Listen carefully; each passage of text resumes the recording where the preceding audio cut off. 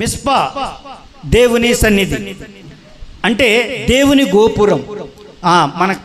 మనకి కృపా ప్రార్థన మందిరం. మిస్పా లాంటిది, బేతేలు లాంటిది, గిల్గాలు లాంటిది. అంటే దేవుడి సన్నిధి, దేవుని సన్నిధి అంటే అక్కడికి వెళితే దేవుడు ఉంటాడు. మందిరం మనందరం కూడుకొని ఐక్యంగా ఆరాధించే స్థలము మందిరం. అలాంటిదే మిస్పా కూడా.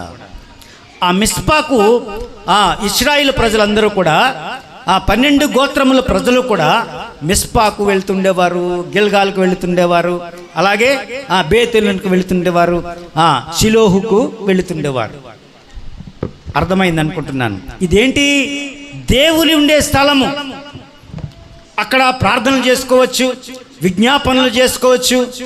లాబానుకు ఎవరికి యాకోబు మధ్య ఒక నిబంధన జరిగింది. ఎందుకోసం అంటే 20 సంవత్సరాలు ప్రార్థన లేకుండా గడిపేశాడు. 20 సంవత్సరాలు ఆరాధన లేకుండా గడిపేశాడు. 20 సంవత్సరాలు భక్తి జీవితం లేకుండా జీవించేశాడు. దేవుణ్ణి ఎరిగినటువంటి మనిషే, కానీ 20 సంవత్సరాలు తన జీవితం వేస్ట్ అయిపోయినాయి. ఒక రోజున కళ్ళు తెరిచాడు. నేనిక ఆ బాణిలో ఉండలేను, నా దేవునికి నేను అంకితమవుతాను అనుకున్నాడు. అనుకొని పాతయన్నీ గతించిపోయాయి, ఇక పాత స్వభావాలు నాలో ఉండడానికి వీల్లేదు అని చెప్పి ఈ కుప్ప నీకును నాకును మధ్య సాక్షిగా ఉండునని చెప్పాను. రాళ్ళన్నీ పేర్చి ఒక కుప్పగా చేసి అది నిబంధన స్థలము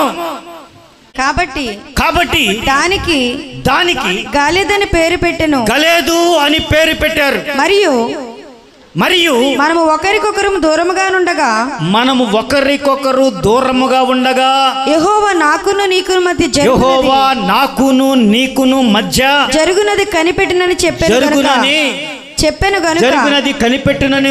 చెప్పెను గనుక దానికి మిస్పా అను పేరు పెట్టబడింది. దానికి మిస్పా అను పేరు పెట్టెను.